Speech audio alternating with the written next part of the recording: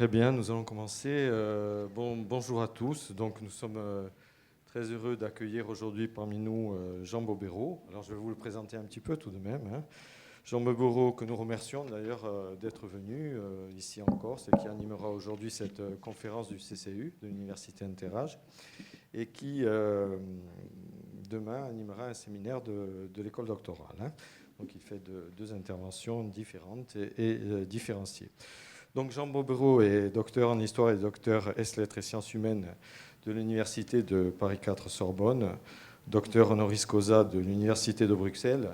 Et bon, être reconnu docteur honoris causa, c'est quand même, comment dire, une marque de distinction particulière, puisque ça se fait à l'international, que ça procède de tout un dossier de préparation avant d'arriver à la cérémonie elle-même.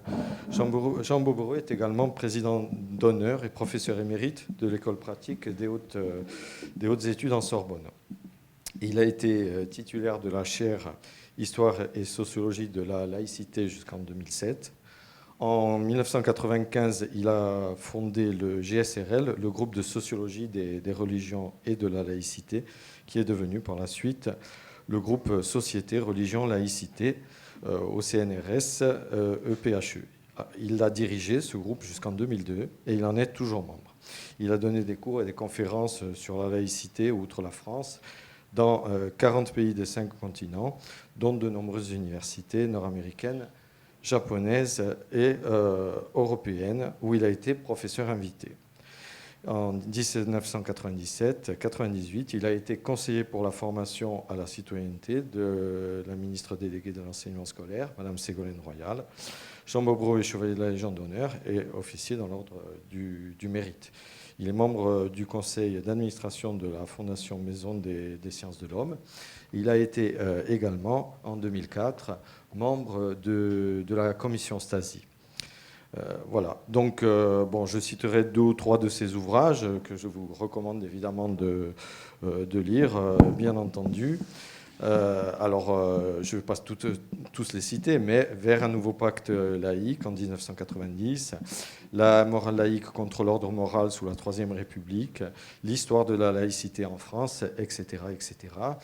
Et il a donc, bien qu'ayant atteint l'éméritat, il a donc une activité intellectuelle et nationale et internationale toujours très intense. Donc il va nous présenter une conférence intitulée « Laïcité et vivre ensemble ». Et avant de lui donner la parole, je tiens à le remercier au nom du CCU, de toute la communauté universitaire. Voilà, merci. Merci beaucoup. Bonjour à toutes et à tous. Laïcité et vivre ensemble, c'est un vaste programme.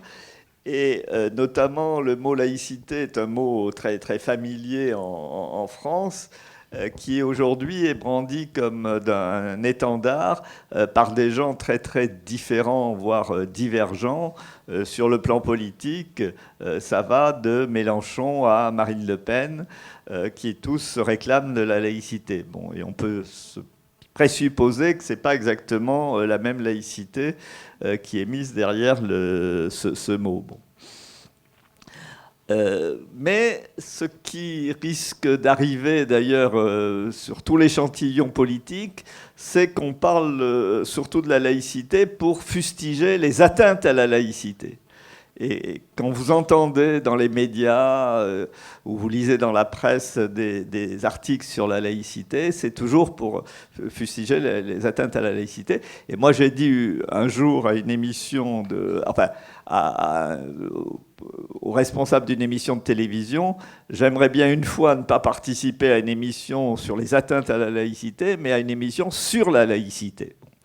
Et donc, non, j'ai jamais participé à une émission de télévision vraiment sur la laïcité, je vais essayer de le faire aujourd'hui. Alors, comme c'est un sujet passionnel, c'est difficile pour un historien, un sociologue qui essaye de travailler de manière universitaire, d'intervenir dans ce débat avec la prétention d'avoir d'autres critères. Bon. Alors, je précise tout de suite, d'ailleurs, pour éviter une fausse interprétation et différenciation entre théoriciens et praticiens, que j'ai eu pendant 20 ans des responsabilités administratives. Bon, Pascal a cité l'une d'entre elles, qui a été d'être conseiller de Ségolène Royal quand elle était ministre de l'enseignement scolaire. Mais j'ai eu également des responsabilités, bon aussi, il les a citées aussi au niveau de mon laboratoire et de l'école pratique des hautes études.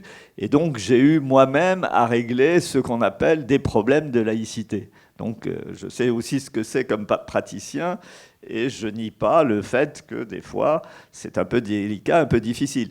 Ceci dit, je dis tout de suite pour ne pas justement, parce que ce qui est terrible, c'est de séparer les problèmes de laïcité des autres problèmes, c'est que j'ai eu à régler d'autres problèmes beaucoup plus dramatiques, beaucoup plus graves que les problèmes dits de laïcité. Et c'est le boulot, quand on est dans des responsabilités, eh ben, de régler un certain nombre de problèmes. Tout le problème, c'est que les collègues ne vous tirent pas trop dans les pattes quand on les règle. Bon. Donc dans une démarche universitaire, j'essaye de travailler comme historien et comme sociologue. Bon. J'essaye donc de faire une démarche d'objectivation. Mais je précise tout de suite que l'objectivation, ce n'est pas le juste milieu. Et une référence très forte des sociologues, c'est Max Weber, évidemment.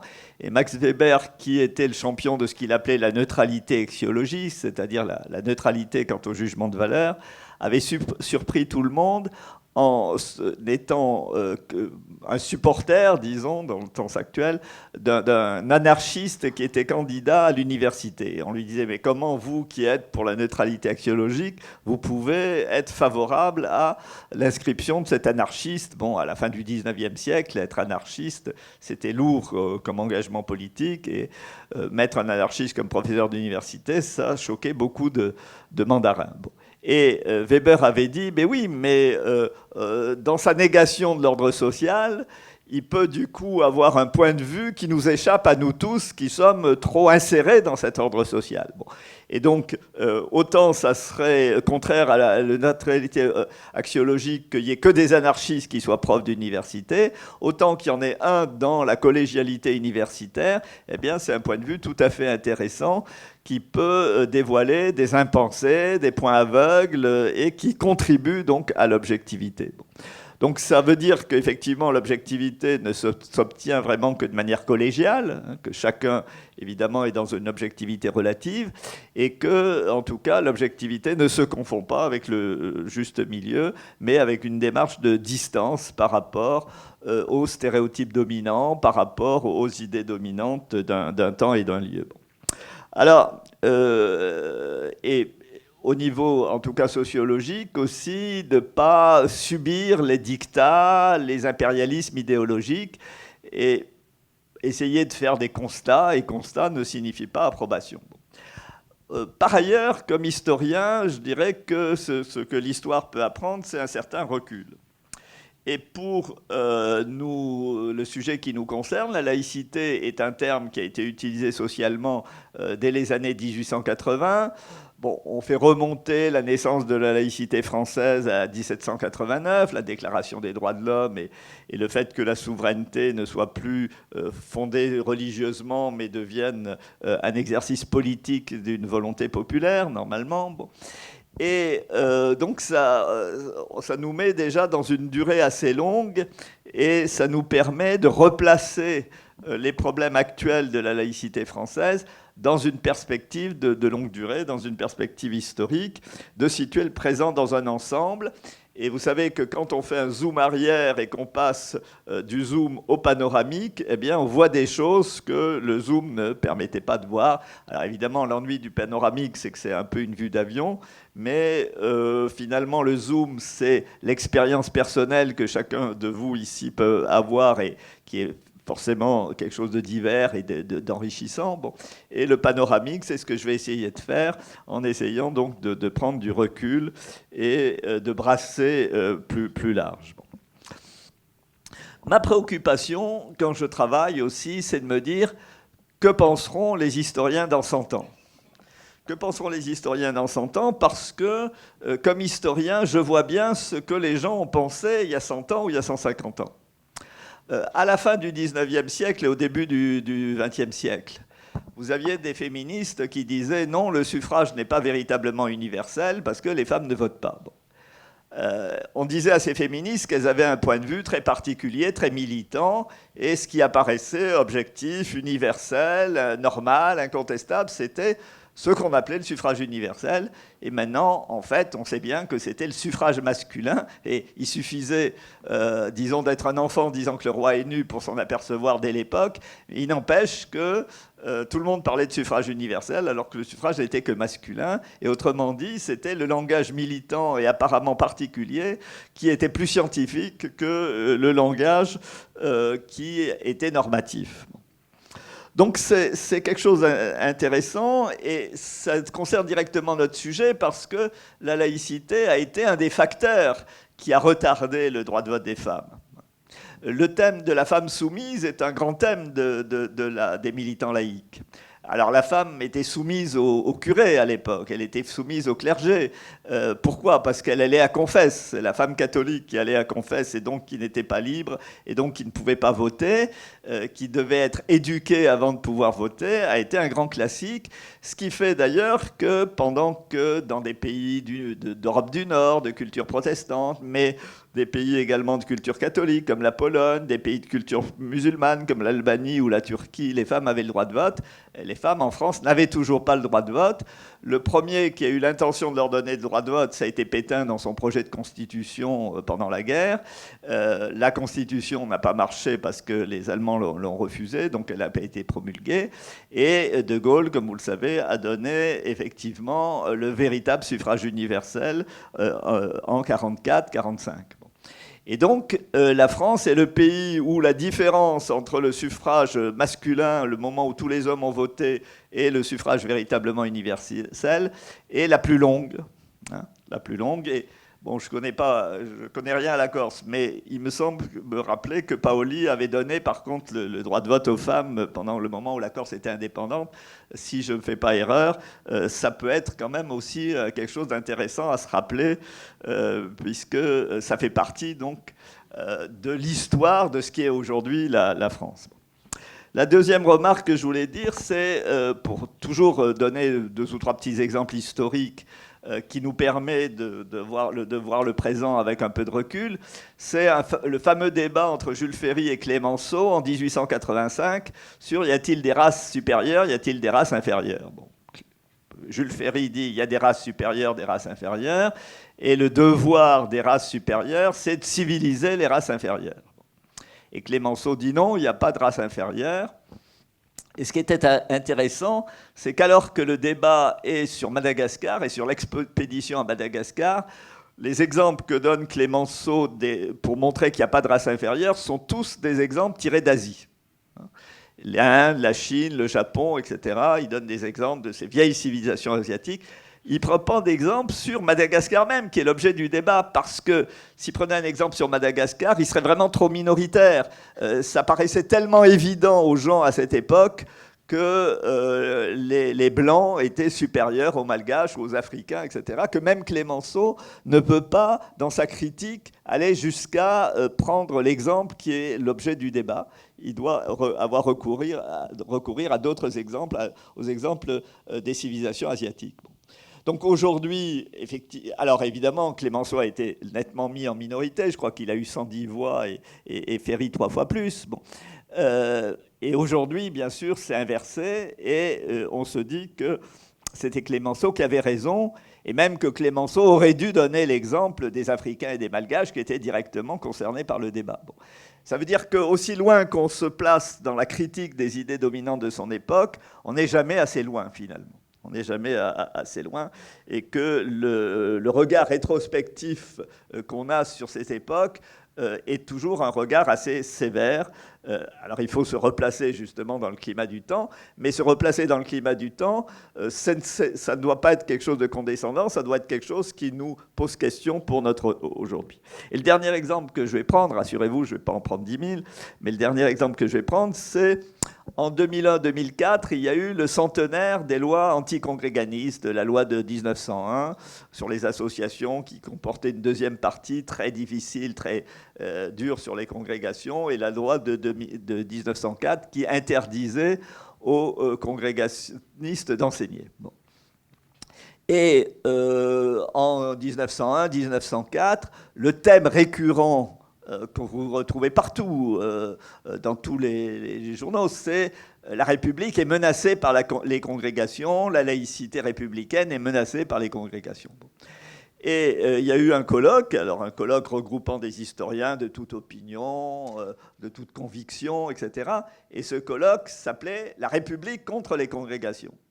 Et personne n'a mis en cause le titre de ce colloque, et tout le monde a situé ses communications dans le cadre de ce titre. Autrement dit, en un siècle, l'idée de la menace s'était complètement retournée. En 1901-1904, pour les républicains, c'était la République était menacée par les congrégations, et un siècle après, pour les historiens, c'était la République qui avait menacé les congrégations, et les congrégations ne représentaient pas une réelle menace pour la République. Et donc, vous voyez bien, je vous donne rendez-vous en 2114, hein, pour juger comment notre époque, disons selon quels critères on va juger notre époque, et voir si ce qu'on a dit ce soir tient la route et sera considéré comme objectif dans 100 ans ou non. Bon. Mais comme je crains que vous serez là, mais moi je ne serai peut-être pas là dans 100 ans, je vais vous donner un rendez-vous plus récent, c'est 2015. 2015, on peut penser qu'on sera toujours de ce monde. Or, ce qui est bien, c'est que déjà pour 2015, on peut avoir une petite vérification parce qu'en 1985, le Figaro Magazine avait titré « La France sera-t-elle musulmane dans 30 ans ?» point d'interrogation. Et dans les articles du quotidien, de ce supplément hebdomadaire du quotidien, le point d'interrogation avait disparu. Et on vous expliquait que dans 30 ans, donc en 2015, la religion musulmane serait de loin la première religion française, qu'elle imposerait la charia à notre pays et que Marianne aurait obligatoirement un foulard. Bon. Et j'ai un copain, Alec Ergrave, qui est professeur à l'Université de Californie et qui compte organiser donc l'an prochain un grand colloque. La France comme pays musulman, point d'interrogation. Bon. Je suppose que la réponse sera non, la France n'est pas devenue un pays musulman. Donc vous voyez, cette introduction était peut-être un peu longue, mais c'était pour un peu vous faire prendre conscience à la fois, si vous voulez, du fait que l'historien et le sociologue doivent travailler pas dans un terrain neutre, mais dans un terrain qui est plein finalement, et on croit toujours qu'il va apporter des précisions supplémentaires. Non, il va percer, il va trouer un savoir qui pour lui est un savoir idéologisé, et il va essayer de faire une démarche de connaissance. Alors, pour quand même avoir un fondement qui nous rassemble, puisqu'il s'agit de vivre ensemble, je vais m'appuyer sur la Constitution. Après tout, la Constitution, c'est le cadre politique du vivre ensemble. Et la Constitution, l'article 1 de la Constitution, dit que la France est un pays, est une république indivisible, laïque, démocratique et sociale. Et donc, s'il y a ces 4 adjectifs, hein, indivisible, laïque, démocratique et social, on peut penser que chaque adjectif est lié aux 3 autres. Et que la laïcité est indivisible, laïque et démocratique et sociale, que la démocratie est indivisible, laïque et sociale, etc. Bon. Et que tout ça, d'ailleurs, se fait dans un cadre républicain. Bon. Et donc, un lien avec la République constitue ce qu'est la République. Donc, je vous propose, comme plan de cette conférence, de voir la laïcité comme indivisible, comme démocratique, comme sociale, et finalement comme républicaine. Alors, d'abord, la laïcité est indivisible comme la République. Alors, indivisible, qu'est-ce à dire? Bon, je me suis penché, comme je ne suis pas constitutionnaliste, je me suis penché sur les travaux des constitutionnalistes, et notamment sur les travaux de Carcassonne et Guillaume, qui ont fait un livre sur la Constitution, qui reparaît à chaque fois qu'il y a des modifications constitutionnelles et qui est un classique pour les étudiants en droit. Et Carcassonne-Guillaume, dans ce livre, disent « L'indivisibilité n'est pas l'uniformité, elle impose simplement qu'un seul pouvoir politique exerce sa souveraineté sur l'ensemble de la République, quitte à ce que ce pouvoir délègue ses compétences. » Alors, l'indivisibilité n'est pas l'uniformité. Ça, c'est déjà très intéressant parce que ce que vous entendez partout, c'est la France une et indivisible. Alors là aussi, je ne veux pas multiplier les exemples, mais il y a un numéro spécial de Charlie Hebdo qui s'appelle « La laïcité, c'est par où ?» Et ce numéro commence par un éditorial où on vous dit la République laïque est une et indivisible, tout le monde sait ça. Ben non, malheureusement, tout le monde sait peut-être ça, mais voilà, c'est l'exemple type de la fausse connaissance que l'historien et le sociologue et le juriste doivent trouver parce que c'est un stéréotype qui est complètement faux. La France n'est pas une et indivisible, ni la Constitution de 1946, ni la Constitution de 1958 parle de la France une. Au contraire, cet adjectif a été enlevé, et s'il a été enlevé, c'est bien pour une raison très simple, c'est qu'on estimait que l'indivisibilité n'était pas contraire à la diversité. Et ce qu'on peut dire d'intéressant, c'est que effectivement, cette définition que certains pourraient trouver à minima de l'indivisibilité, elle est opératoire parce que si elle était plus substantialiste, plus essentialiste, eh ben, elle ne marcherait pas au niveau de la laïcité. Elle ne marcherait pas au niveau de la laïcité parce que vous avez, pour ne prendre que la France, disons, hexagonale et la Corse, vous avez 3 départements qui fonctionnent selon le droit local, l'Alsace-Moselle. Bon, vous savez aussi, il y a des lois et des règlements spécifiques à la Corse, mais parlons au niveau de la laïcité, c'est l'Alsace-Moselle qui est l'exemple le plus frappant. Alors vous avez un droit local en Alsace-Moselle, droit local dont l'allemand d'ailleurs est la langue officielle, et le Conseil constitutionnel en 2012 a dit il faudrait veiller à traduire progressivement en français les dispositions de ce droit local. Bon, mais on a commencé à les traduire, on n'a pas fini, mais la langue officielle, ce droit local est l'allemand. Bon. Alors ce droit local, il est constitué par les lois et règlements français existants avant 1871, au moment où l'Alsace-Moselle est devenue allemande, et qui n'ont pas été supprimés par les Allemands pendant la période de 1871 à 1918. Vous avez les lois et les règlements des autorités allemandes entre 1871 et 1918 qui n'ont pas été supprimés par les autorités françaises à partir de 1919. Vous avez les droits et règlements français postérieurs à 1919 qui aménagent, si vous voulez, et font évoluer, parce qu'un droit ne peut jamais rester figé, et cette législation française antérieure en 1871 et la législation allemande pendant les 50 ans où l'Alsace-Moselle a été allemande. Vous avez des lois et règlements concernant plus généralement les régions transfrontalières, parce que les régions transfrontalières ont des lois et des règlements spécifiques, etc., etc. La sécurité sociale, le droit des associations, le droit de chasse, les jours fériés. Les Alsaciens-Mosellans sont des vénards, ils ont 2 jours fériés de plus, le 26 décembre et le vendredi saint. Et la Cour de cassation a dit que ça ne devait pas être considéré comme des jours de RTT, donc ils ont 2 jours fériés de plus. Ces 2 jours fériés concernent directement la laïcité, puisque c'est des jours fériés religieux, bon, la Saint-Étienne et le Vendredi Saint. Bon, donc déjà, si vous voulez, pas mal de choses. Et au niveau de ce qui concerne aussi directement la laïcité, ils ont ce qu'on appelle le régime concordataire, c'est-à-dire le concordat entre la République française et le Saint-Siège, et des cultes reconnus, catholiques, protestants, réformés et luthériens, et juifs. Bon. Le clergé de ces cultes est payé par l'État, par les impôts de tout le monde. Et dans le régime concordataire, il y avait aussi ce qu'on appelait les articles organiques de 1802. Les articles organiques faisaient un contrôle étroit de la religion. un contrôle étroit de la religion. Pour prendre un exemple, les évêques n'avaient pas le droit de sortir de leur diocèse sans autorisation expresse du gouvernement.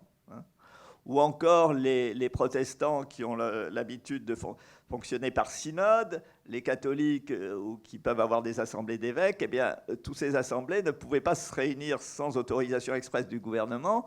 Et jamais, sauf une fois pour les protestants, mais jamais pour les catholiques, même les gouvernements dits cléricaux, sous Charles X, sous l'Empire autoritaire, n'avaient donné l'autorisation à des assemblées d'évêques ou à des synodes.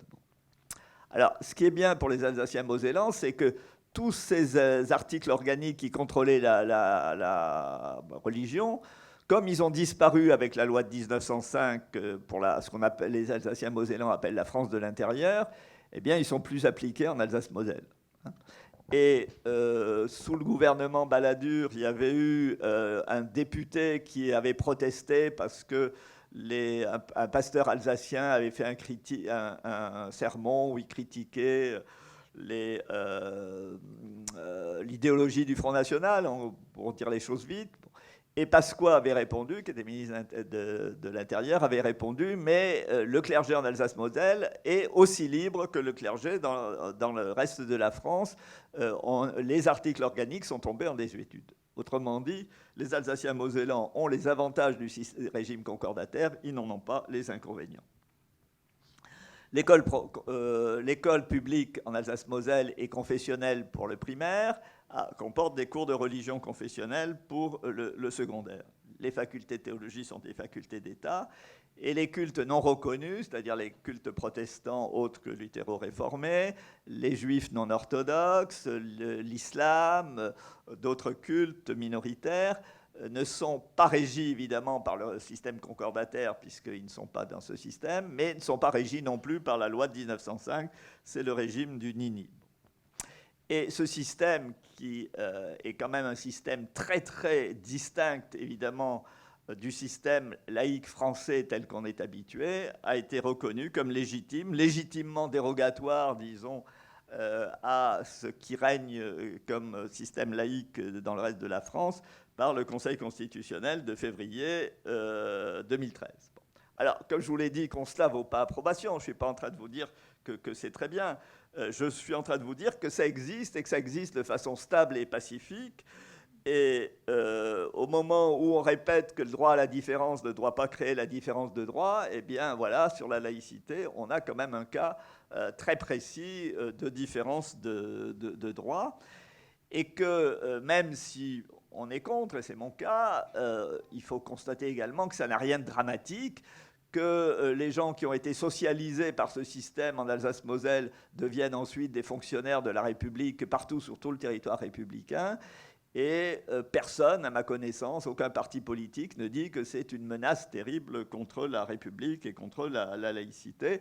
Ça prouve qu'il faut quand même relativiser les problèmes et les aborder avec sang-froid. Bon.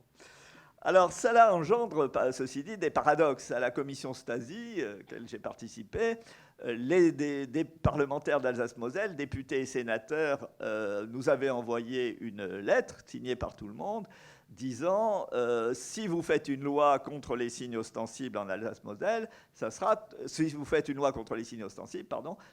absolument inapplicable. Il faut que vous prévoyiez que ça ne soit pas du tout appliqué en Alsace-Moselle, parce qu'on ne va pas quand même demander à des élèves musulmanes d'enlever un foulard ou à des élèves juifs d'enlever une kippa pour raison de laïcité, alors que les salles de classe ont des crucifix.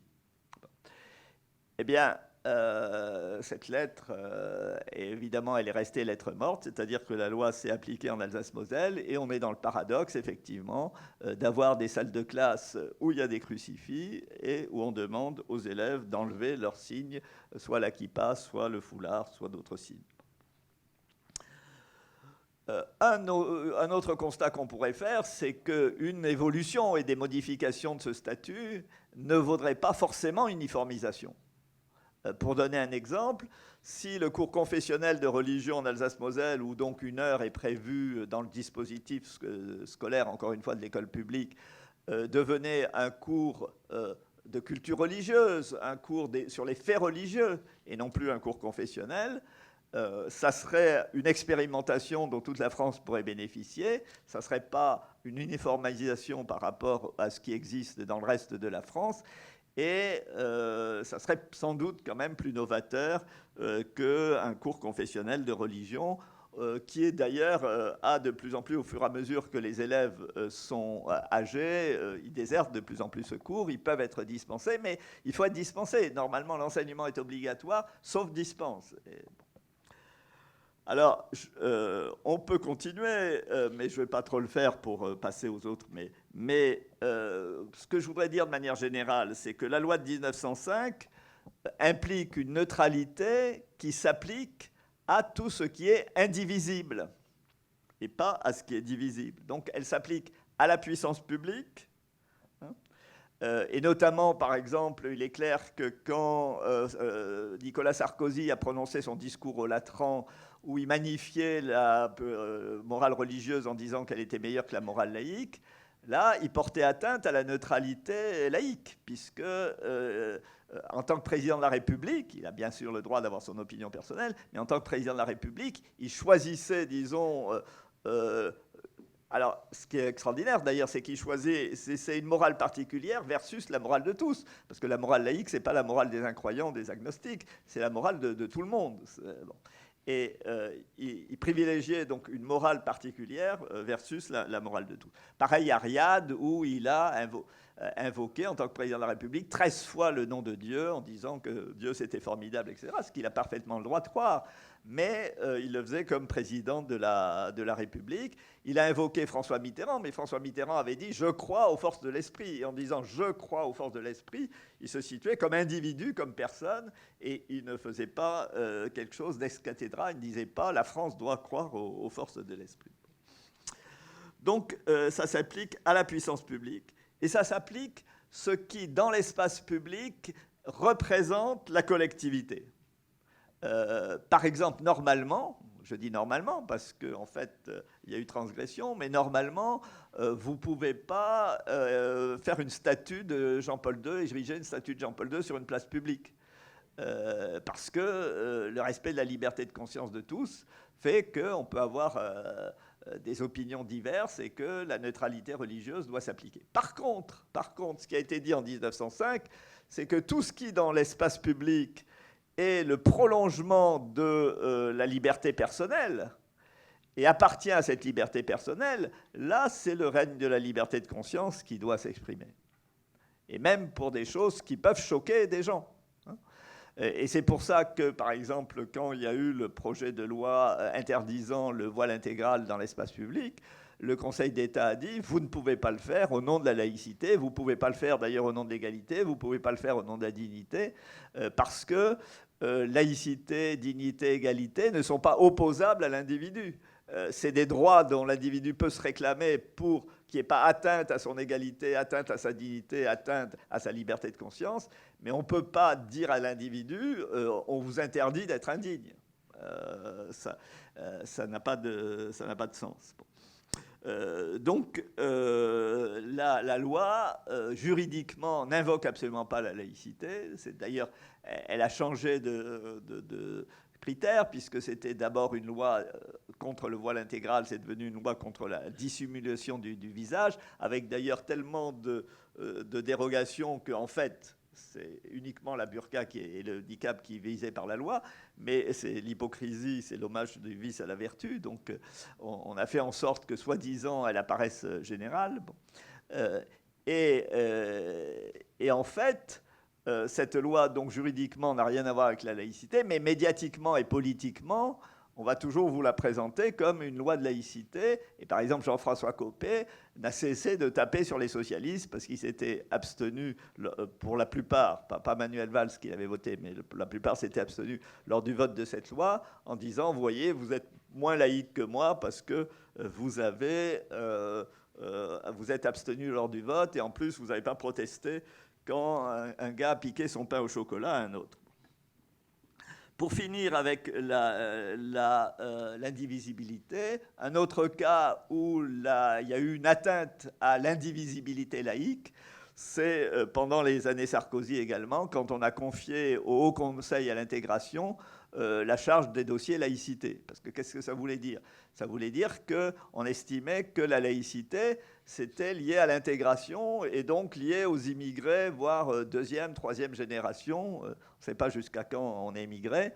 Mais que ça ne concernait pas tous les Françaises et tous les Français.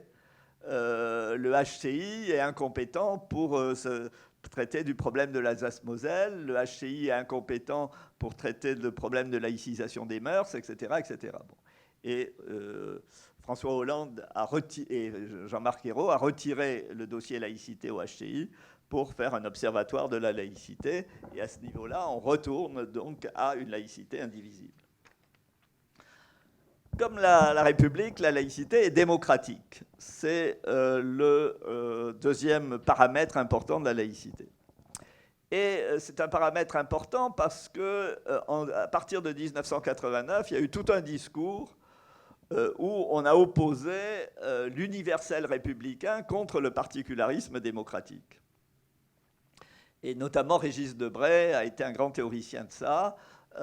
Il y avait la République, donc universelle, et il y avait les démocraties qui étaient particulières. Alors pourquoi la République était universelle? Parce que l'État surplombe la société en République, disait-il, et au contraire, la société est équivalente ou même supérieure à l'État, disait-il, en démocratie. Alors entre parenthèses, dans ce raisonnement, la République états-unienne est une démocratie et pas une république. Autrement dit, l'universel républicain, comme ce n'est pas non plus l'Italie qui était visée, c'était essentiellement un universel français.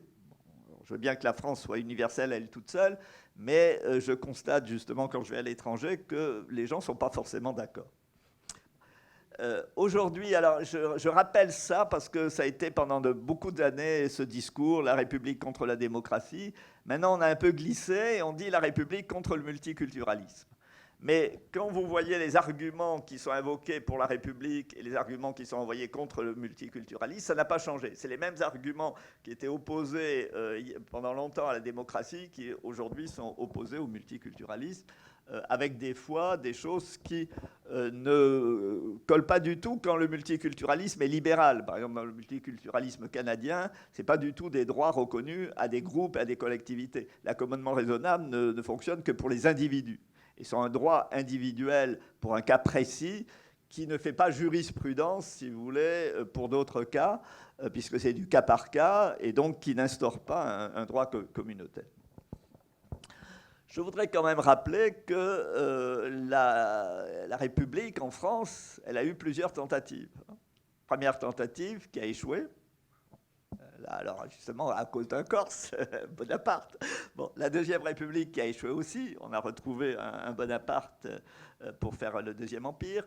Et puis la Troisième République qui, elle, a gagné, a érigé de manière stable la République. Bon, certes, il y a eu l'État français pendant 4 ans, mais enfin, à partir de la Troisième République, on peut dire que la France est en République, sauf cette exception cruelle de quelques années. Bon. Et elle a réussi à établir ce régime de manière stable, alors que la première et la seconde avaient échoué. Elle a réussi parce que, justement, la Troisième République a instauré la démocratie en France, ce que n'avait pas réussi à faire la Première République, bien qu'elle en ait eu l'intention. Bon. Et elle a réussi aussi peut-être parce que, d'une certaine manière, relativement peut-être, mais d'une certaine manière, elle a été sociale, ce que n'avait pas été la Seconde République, qui très vite avait été phagocytée par les conservateurs. Les grandes lois démocratiques françaises, elles sont advenues avec la Troisième République. La liberté de réunion, la liberté de la presse, la liberté syndicale, la liberté de la mutualité, la liberté associative, à part justement la partie sur les congrégations. Et enfin, la loi de 1905 proclamant la liberté de conscience et le libre exercice des cultes. Bon. On vit encore sur ces grandes lois républicaines et démocratiques. Et ce qu'il faut remarquer, c'est que toutes ces lois ont profité à la religion. La liberté de réunion a profité à la religion parce que, à part les réunions dans des édifices religieux estampillés sous le régime concordataire, il fallait demander une autorisation préalable pour tenir une réunion religieuse, politique, intellectuelle, tout ce que vous voudrez. Bon. La liberté de la presse a profité à la presse catholique, et la presse catholique est beaucoup plus libre sous la Troisième République que sous le Second Empire, y compris d'ailleurs dans de grosses dérives, puisque la Croix se proclame à la fin du XIXe siècle le journal le plus antisémite de France. Donc jusque dans ces dérives, les catholiques ont bénéficié de la liberté de la presse. La liberté syndicale, il y a eu des syndicats chrétiens, il y a eu la création de syndicats chrétiens. Bon. Pareil, des mutuelles, il y a eu des mutuelles chrétiennes, et les associations, encore une fois, si on enlève le volet répressif sur les congrégations, eh bien, il y a plein d'associations religieuses, catholiques, protestantes, juives, etc., qui se sont fondées et qui ont prospéré, avec souvent des objectifs de reconquête. Je rappelle que dans l'entre-deux-guerres, les associations catholiques, leur grand mot d'ordre, c'est « nous referons chrétiens nos frères ». Bon, donc, c'était des associations directement, dont le but était directement un but prosélyte.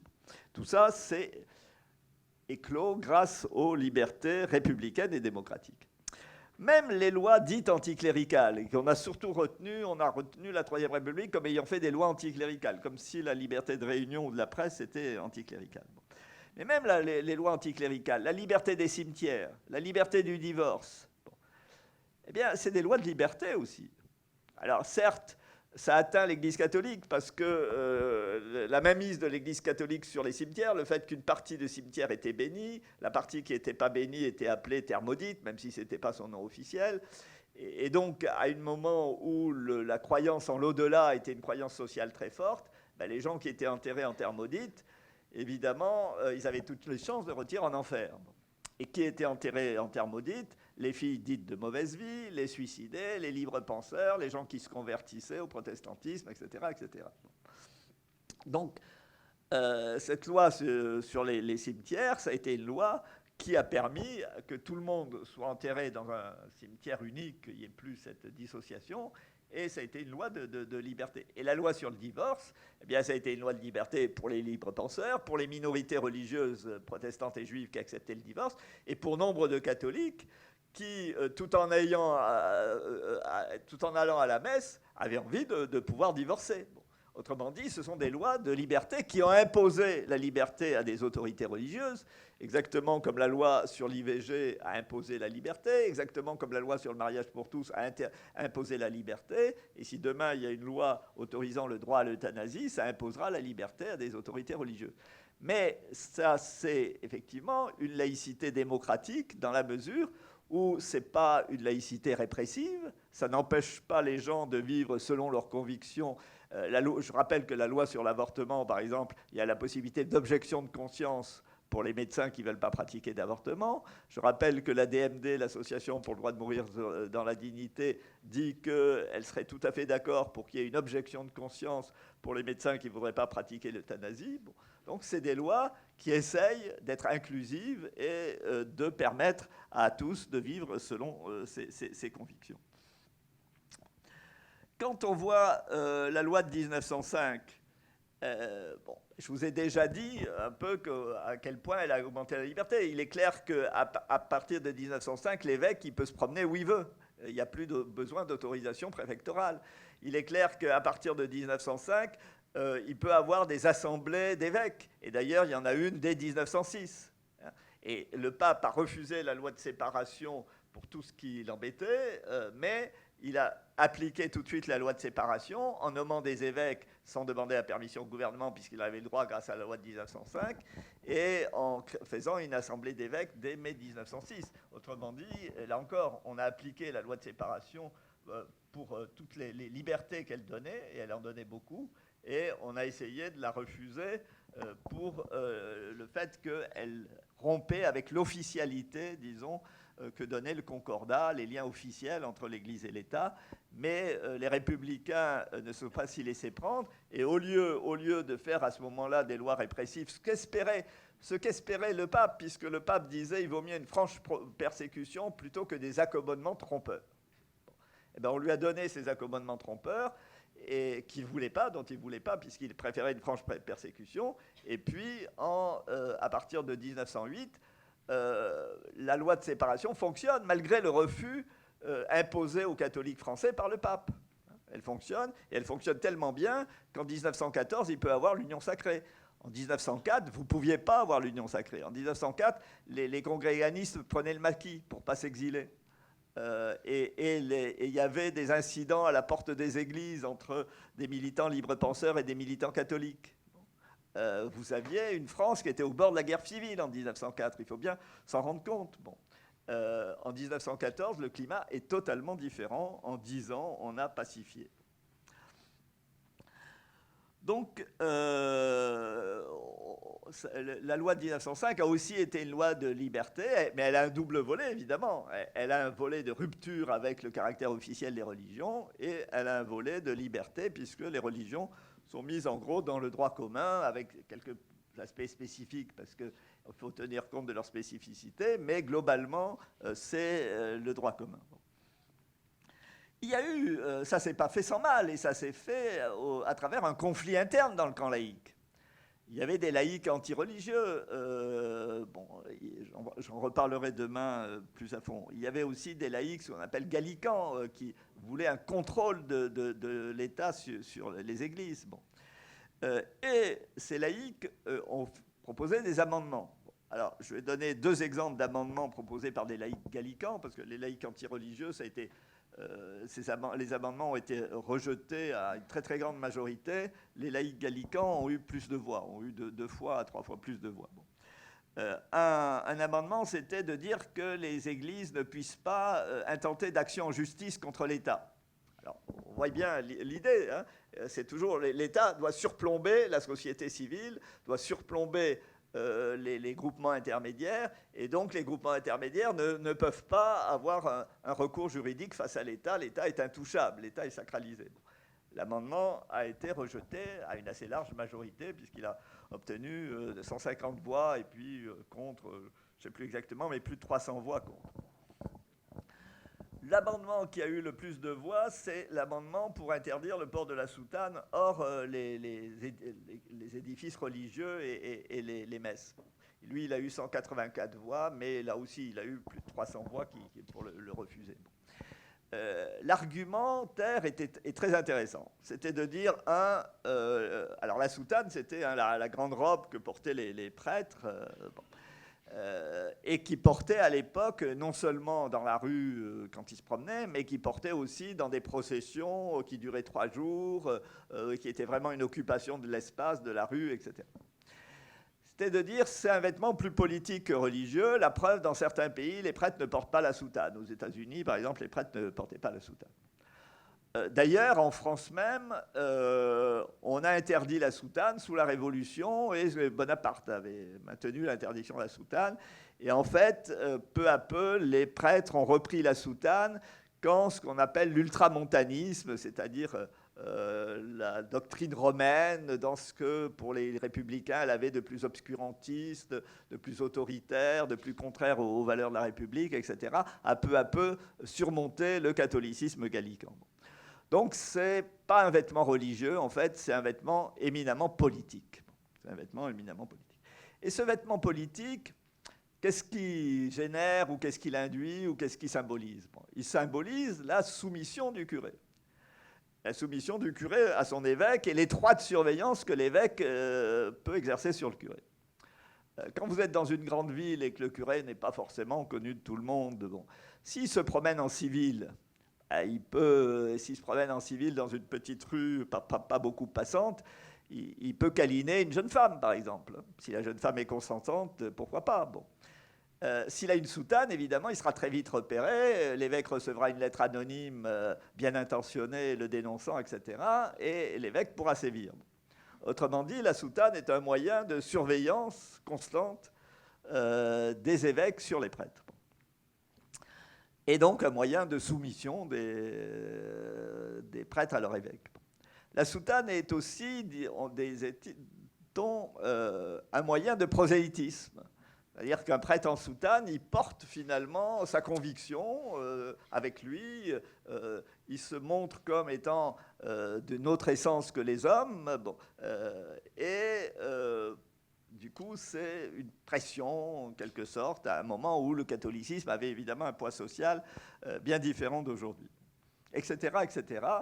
Et donc, on disait que les prêtres eux-mêmes voulaient être libérés de cet habit, qu'ils le demandaient à la République, et qu'il fallait absolument que la République les émancipe, les protège, et leur permettre de vivre habillés en civil, hors office religieux. Et Briand a répondu que la loi de séparation était une loi de liberté, je cite, et que donc, avec la séparation, il n'y avait plus de vêtements religieux ou de vêtements non religieux. La République ne faisait plus la distinction.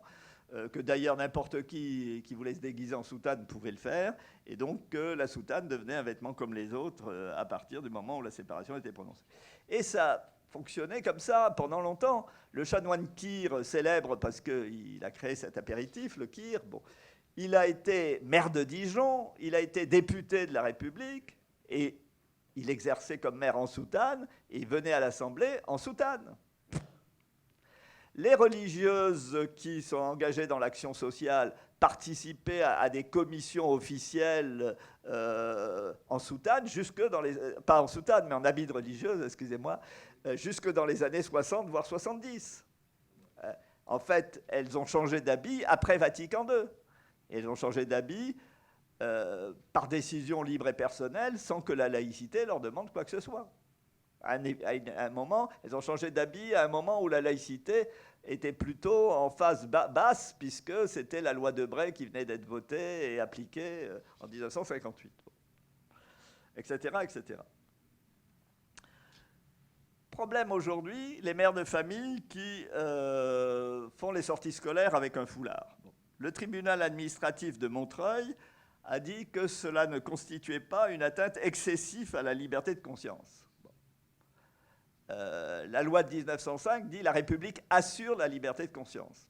Est-ce qu'il va falloir réécrire la loi de 1905 en disant la loi de 1905 ne doit pas constituer une atteinte excessive à la liberté de conscience? On est passé de ce qui doit assurer la liberté de conscience à ce qui peut porter une atteinte non excessive à la liberté de conscience. C'est un glissement très fort, évidemment lié au problème passionnel, disons, qui est lié au foulard. Bon. Mais justement, je voudrais tenir des propos un peu anticonformistes là-dessus. Parce qu'on invoque beaucoup l'égalité entre les femmes et les hommes à ce propos-là. Moi, je pense que c'est quand même la reprise du stéréotype de la femme soumise. Et pourquoi je pense ça? C'est parce que parmi les féministes militantes en 89 qui disaient que c'était un symbole de soumission, il y avait Françoise Gaspard. Et Françoise Gaspard, elle a écrit notamment un article dans le Nouvel Observateur, très, très militant à l'époque, mais Françoise Gaspard est sociologue en même temps. Et elle s'est posé la question, elle s'est dit, mais finalement, j'ai écrit ça à partir de ma conviction, j'ai peut-être pas pris de recul, et elle a fait une enquête. Et elle a fait une enquête qui a donné un livre en 1994 qui s'appelle « Le foulard et la République ».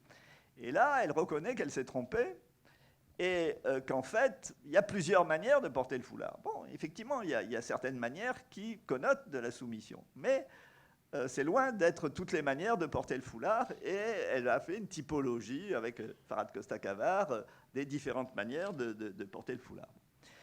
Et moi, je dis, bon, jusqu'à cette enquête, OK, on pouvait opposer une conviction à telle conviction. À partir du moment où il y a une enquête et que cette enquête, on ne prouve pas sa fausseté selon les dispositifs, si vous voulez, en valeur, la science, ce n'est pas la vérité révélée. La science, c'est le savoir le plus pertinent à un moment donné, avec des procédures de validation ou d'invalidation. C'est pour ça que la science progresse, d'ailleurs. Bon. Et là, non, il n'y a eu aucune procédure d'invalidation appartenant aux sciences humaines. Valérie Amirault, d'ailleurs, a fait en 2009 un article synthétique sur toutes les enquêtes sociologiques qui avaient eu lieu à ce niveau-là. À partir du moment où, effectivement, ça devient quelque chose qui réfute, enfin, qui s'oppose, disons, à une connaissance, à une démarche de connaissance, pour moi, ça devient de l'obscurantisme. De prétendre qu'il n'y a qu'une manière de porter le foulard, qu'une façon de le faire, et que ça connote toujours une optique de soumission. À la commission Stasi, d'ailleurs, il y a eu une membre qui a dit une phrase très intéressante. Parce que Jules Ferry avait dit en son temps, il faut que la science appartienne, que la femme, pardon, il faut que la femme appartienne à la science ou que la femme appartienne à l'Église. Et cet ami de la commission Stasi a dit, il faut que la femme appartienne à l'intégrisme ou il faut que la femme appartienne à la laïcité. On a été quelques-uns à lui dire, mais attendez, est-ce que la femme ne pourrait pas s'appartenir à elle-même un jour ou l'autre quand même Est-ce qu'elle est toujours un enjeu, un objet, un être mineur qu'il faut émanciper, qu'il faut éduquer bon. Et c'est quand même bizarre que c'est jamais dans ces tenues vestimentaires l'homme qui soit en question. Et c'est toujours la femme. Peut avoir des convictions différentes sur le sujet. Mais justement, ce que je ferai remarquer, c'est que sur d'autres sujets, il y a un dissensus et un débat entre féministes. Sur la parité, il y a eu un débat entre féministes. Il y a des féministes qui étaient favorables à la parité, d'autres qui étaient défavorables. Il y a Elisabeth Badinter qui nous avait dit que ça conduirait à une France juxtaposition de ghetto et ça instaurerait dans notre pays le pire des communautarismes. Ça, c'était en 1997. Quand on avait commencé à discuter. On ne sait pas ce que donnera l'avenir, mais enfin, plus de 15 ans après, la loi sur la parité a fait progresser un petit peu la participation des femmes à la vie politique. Les partis politiques l'ont contournée en payant des amendes. L'UMP va la contourner aux élections sénatoriales parce qu'elle va présenter 2 listes avec chaque fois un homme en tête plutôt que présenter une liste avec un homme et une femme. Donc si elle a 2 élus, il y aura 2 mecs et il n'y aura pas un mec et une femme comme le voudrait la loi sur la parité, etc. etc. Bon. Je ne vois pas le pire des communautaristes, je vois une avancée incomplète vers l'égalité femmes-hommes dans un pays où, évidemment, ça serait beaucoup mieux si on n'avait pas eu besoin de la loi sur la parité, ou si les choses s'étaient faites par la dynamique sociale. Mais le problème, c'est que par la dynamique sociale, c'était complètement bouché. Un autre problème où le féminisme est divisé, c'est la prostitution.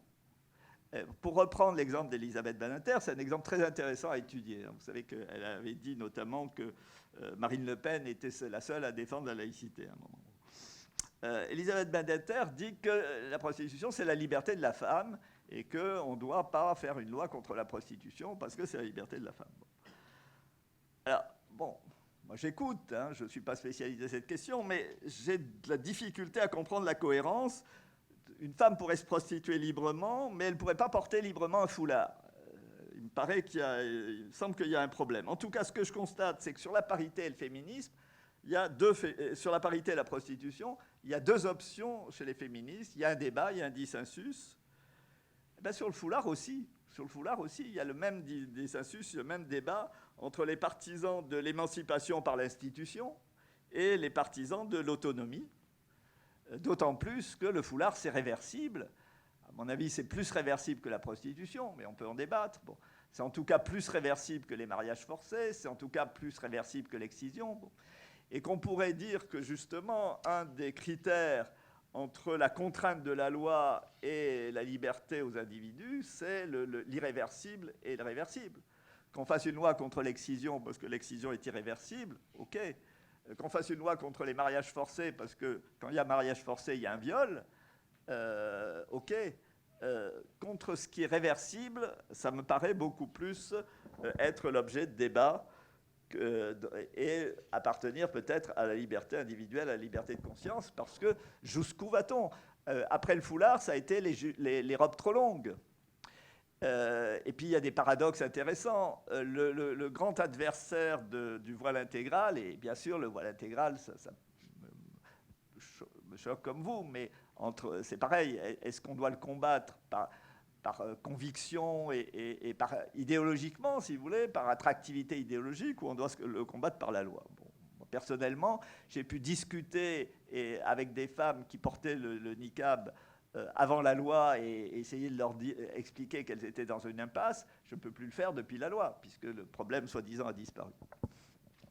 Mais donc, le grand féministe, grand défenseur de la liberté de la femme, qui était le président de la commission, Eric Raoult, eh bien, quelque temps après, il a été mis en examen pour violence conjugale. Alors finalement, ça n'a pas abouti à un procès parce qu'il a fait un AVC. Et après l'AVC, il était très diminué. Sa femme a retiré la plainte. Bon. Mais l'objet de la violence conjugale, c'est qu'il avait dit à sa femme qu'elle s'habillait comme une pute parce qu'elle portait une mini-jupe. Bon. Autrement dit, ce monsieur, grand défenseur de la liberté de la femme, il ne voulait pas des femmes trop habillées, il ne voulait pas des femmes pas assez habillées, il voulait finalement fixer exactement l'habit que portaient les femmes. Ça ne me paraît pas un modèle de liberté et d'égalité des sexes. Troisième point, je vais aller plus vite, parce que j'ai dit déjà pas mal de choses. Comme la République, la laïcité est sociale. Alors, ce qui est très intéressant, c'est que le moment le plus intransigeant de la laïcité, entre 1901 et 1904, ça a été dit pour des raisons sociales, c'est-à-dire qu'on combattait les congrégations, il y avait le milliard des congrégations, et le milliard des congrégations, on allait leur prendre, et ça allait financer les retraites ouvrières. Le problème, c'est qu'il n'y avait pas un milliard des congrégations, il y avait entre 500 et 600 millions, déjà c'était la moitié, qu'il y a eu des procédures administratives.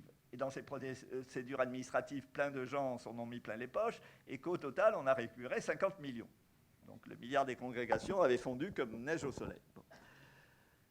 Et c'est important parce que ça fait changer d'avis Jaurès. Jaurès, qui avait été tout à fait partisan des Mille-Combes et de sa lutte contre les congrégations, a compris que peut-être il faisait fausse route.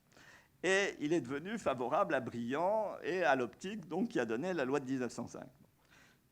Et Jaurès explique très clairement qu'il faut mettre fin au conflit des deux France, il faut faire une loi qui pacifie les choses, parce qu'il faut s'attaquer réellement aux problèmes sociaux, aux problèmes des retraites ouvrières, aux problèmes de l'impôt sur le revenu, à ce qui étaient les problèmes sociaux de l'époque.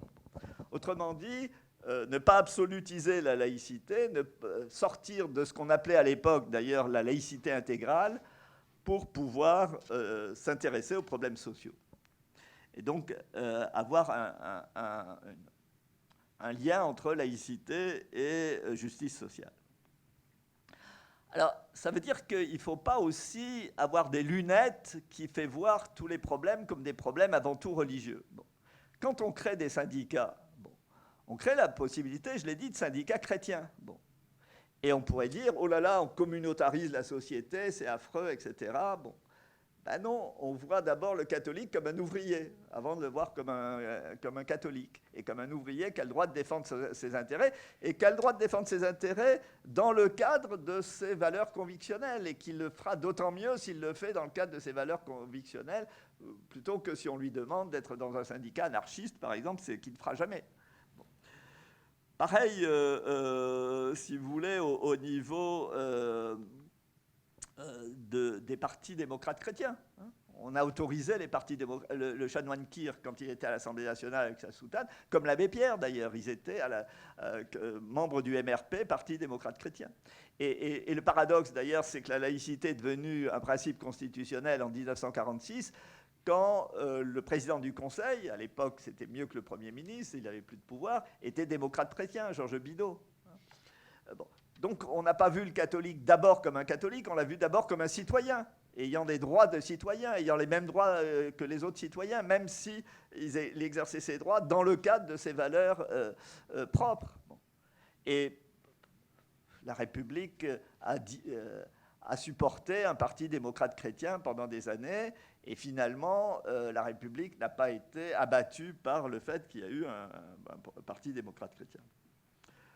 La morale laïque apprenait la doctrine de la solidarité.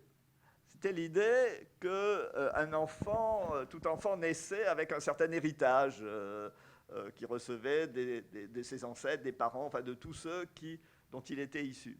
Et cet héritage, il ne pouvait pas le rendre à ceux qui étaient morts. Donc il avait une dette, théorie de la dette. Bon. Et cette dette, comme il ne pouvait pas le rendre aux morts, eh bien, il fallait le rendre aux vivants. Et donc, ça lui créait des devoirs de solidarité vis-à-vis des autres, et notamment des plus pauvres et des plus démunis. Bon.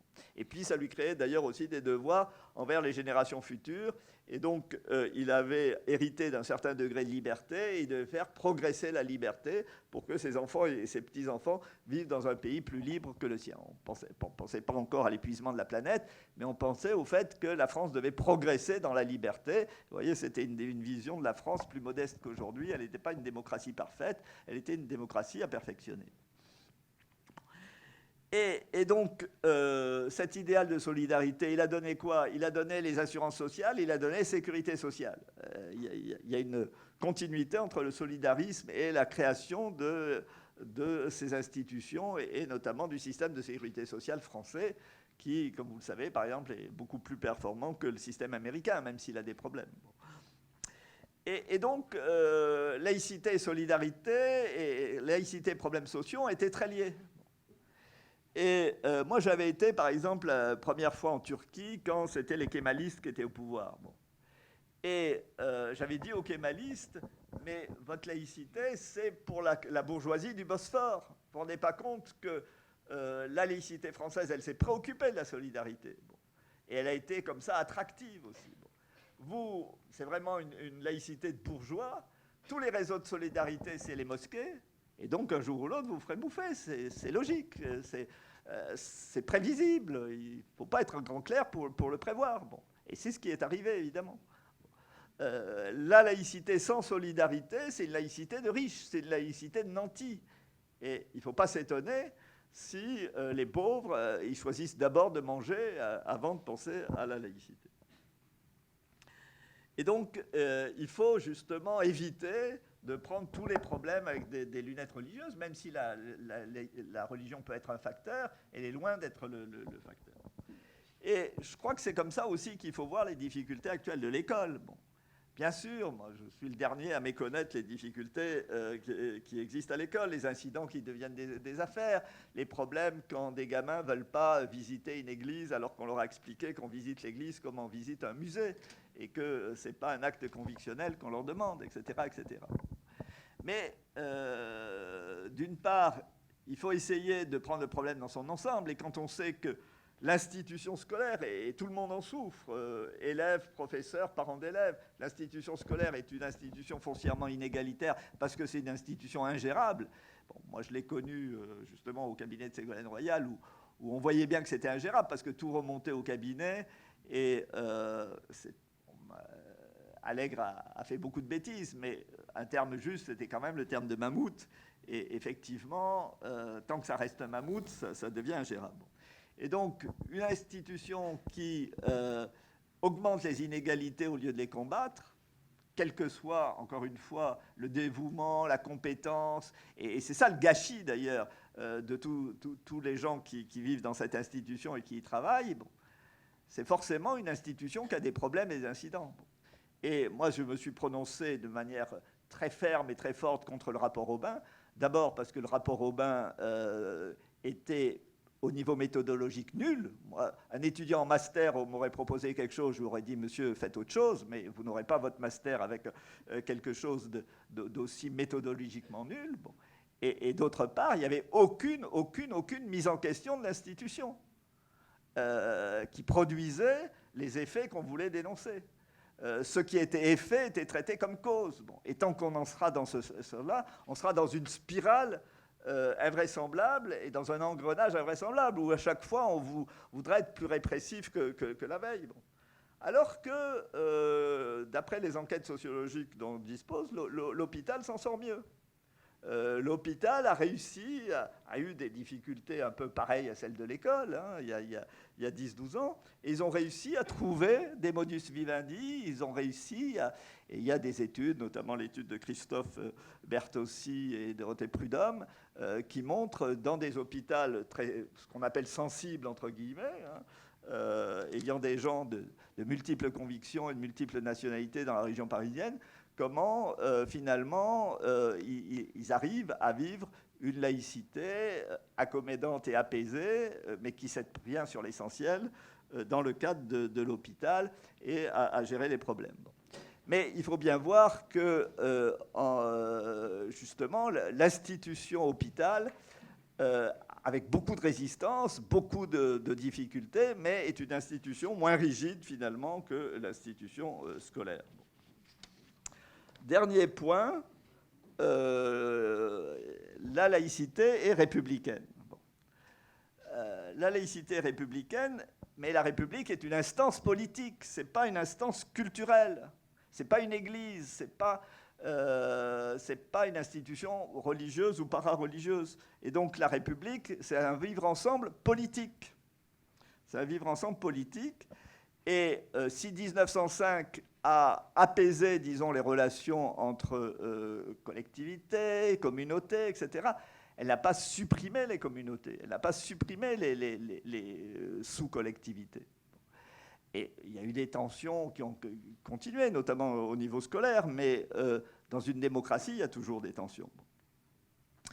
Dans la France d'après 1905, un catholique peut mettre ses enfants à l'école libre, les mettre au patronage, militer dans un syndicat catholique, lire un journal catholique, adhérer à un parti démocrate chrétien. Ils sont dans l'entre-deux-guerres, ils n'ont pas beaucoup d'adhérents, ils en auront beaucoup plus en 1945, mais ils existent déjà, bon, etc., etc. Il y a toute une sociabilité catholique qui continue. Et d'ailleurs, le paradoxe, c'est que cette sociabilité catholique, en délicatesse avec la République laïque, intègre des Polonais, intègre des Italiens, etc., etc. Elle est à la fois un instrument un peu de dissensus au sein de la République et en même temps un instrument d'intégration à la République de travailleurs immigrés. Après 1945, mais déjà un peu avant, mais surtout après 1945, le Parti communiste développe toute une sociabilité où vous avez une presse enfantine communiste, qui n'a pas lu Pif le chien. Bon. Vous avez l'Humanité, avec la fête évidemment de l'Humanité. Vous avez la CGT, bien sûr. Vous avez des associations comme le Secours populaire, comme le Mouvement de la paix, qui est très important à ce moment-là, et qui milite contre l'arme atomique, le mouvement contre le racisme et l'antisémitisme, etc., etc. Vous avez tout un réseau de sociabilité communiste. En plus, si vous vivez dans une banlieue rouge, vous avez des rues Stalingrad, vous avez, etc., etc., des avenues Lénine, etc., etc. Bon. Là aussi, le Parti communiste a été un formidable élément d'intégration de travailleurs immigrés, alors qu'il était en dissensus avec la République, qu'il trouvait capitaliste. Bon. Autrement dit, l'intégration, c'est une intégration critique. Ça ne vous normalise pas quelqu'un comme en faire un robot qui se dirait oui et amen à tout ce qui se passe dans la République dont il est citoyen. Et l'intégration n'a jamais mieux réussi que quand justement c'était une intégration distanciée. Et des gens complètement intégrés, ça serait une société figée qui ne bougerait pas, qui serait complètement rigide. Le bon vieux Durkheim avait déjà dit ça, il avait dit il faut s'intégrer, mais il ne faut pas être trop intégré. Et justement, il disait finalement, le suicide, quand on est trop intégré, ben, on se suicide plus que quand on est à moitié intégré, quand on est dans une relation de proximité et de distance. Donc tout ça, c'est les 30 Glorieuses, et notamment la deuxième partie des 30 Glorieuses, quand on a été dans une société de consommation, où ces lieux de sociabilité ont décliné. Ce n'est pas la laïcité qui les a fait décliner. La laïcité, elle n'a jamais dit qu'elle luttait contre le communautarisme, elle ne s'est jamais inventé un épouvantail communautariste avant ces dernières décennies. Et pourtant, quand l'Église catholique s'affirmait comme monarchie, quand le Parti communiste était stalinien, elle aurait eu toutes les raisons de le faire. Bon. Et moi, j'ai dit à André Gérin, là, qui était rapporteur de la mission du voile intégral, j'ai dit, si on vous suit, on aurait pris des lois maccartistes pendant que le Parti communiste était stalinien. Bon, il ne m'a pas répondu. Il ne m'a pas répondu parce que je crois qu'il n'avait aucun argument pour me répondre. Bon. Donc ça veut dire que je nie pas du tout les dangers, bien sûr. Mais, si vous voulez, les mesures actuelles, et je vais terminer par là, ont plusieurs inconvénients. Le premier inconvénient, c'est de ne pas distinguer un port libre et un port contraint. On fait une répression qui atteint à la fois des gens qui choisissent librement quelque chose et d'autres qui le subissent. Bon, ce n'est pas normal. Et du coup, si vous voulez, pour les gens qui l'ont choisi librement, eh bien, la mesure est elle-même une limitation de liberté. Elle n'est pas une imposition de la liberté à des autorités religieuses comme les lois de la Troisième République et comme les lois de laïcisation des mœurs. Autrement dit, en plus, elle ne distingue pas entre le réversible et l'irréversible. Et d'ailleurs, comme par hasard, elle s'en prenne plus au réversible qu'à l'irréversible. Et on a passé beaucoup plus de temps et d'énergie à lutter contre des tenues vestimentaires ou des habitudes alimentaires qu'à lutter contre les mariages forcés et qu'à lutter contre l'excision. Du coup, résultat, qu'est-ce qu'on fait? Au lieu d'isoler les extrémistes, et bien sûr, il y a des extrémistes, bien sûr, ils sont dangereux, bien sûr, on va peut-être avoir des attentats terroristes dans 1 mois ou dans 3 mois. Bon. Mais le problème, justement, c'est de les isoler, c'est d'être le plus inclusif possible et de savoir les isoler. Bon. Eh bien, on les rend attirants, et pour des gens qui sont moitié-moitié, une moitié, un pied dans la République, un pied dans une contestation de la République qui peut devenir radicale et dangereuse si on a les 2 pieds dedans. Eh bien, on les amène à avoir les 2 pieds dehors au lieu, au contraire, d'avoir les 2 pieds dedans. On rend peu attractifs donc les appels à la distanciation. On développe un sentiment communautaire de stigmatisation. Et une société qui a un ressenti stigmatisé, eh bien, elle fait bloc. Et la critique interne devient plus difficile au sein même de cette communauté. Autrement dit, on aboutit au résultat inverse de celui qu'on veut atteindre. Et donc, c'est une laïcité contre-productive, à supposer d'ailleurs que cette laïcité reste fidèle à ses idéaux d'origine, ce dont je ne suis pas entièrement convaincu, vous l'aurez compris. Donc je terminerai par l'invocation de Claude Nicollet, qui a été un grand historien, qui a travaillé sur la République, qui a travaillé sur la laïcité, et qui a inventé la notion de laïcité intérieure. Et il disait finalement, la laïcité, ce n'est pas les athées et les agnostiques contre les croyants, c'est la capacité de chacun à faire une gymnastique intellectuelle, à avoir des convictions, qu'elles soient religieuses ou irreligieuses. Bon. Et j'espère que tout le monde a des convictions, parce que quelqu'un qui n'a pas aucune conviction, c'est un peu un robot. Bon. Mais de savoir justement faire une gymnastique intellectuelle pour être capable de se distancier par rapport à ses propres convictions. Et là-dessus, disait-il, lui qui était agnostique, les agnostiques et les athées ont besoin autant de distanciation intellectuelle que les croyants, parce que les agnostiques et les athées ont aussi des valeurs auxquelles ils croient et qui peuvent devenir totalitaires. Et l'expérience l'a montré d'ailleurs, un État non religieux peut être totalitaire. Quand on disait que Saddam Hussein, par exemple, c'était un État laïque, en fait, ce n'était pas du tout un État laïque au sens où, évidemment, Nicolet l'emploie au sens de la laïcité intérieure. Et donc, c'est cette capacité de pouvoir prendre soi-même ses distances avec son propre cléricalisme, et tout le monde, nous tous, on a une tendance à être clérical. Bon. C'est cette capacité-là qui est le correspondant individuel, si vous voulez, de la laïcité républicaine au niveau collectif. Je vous remercie.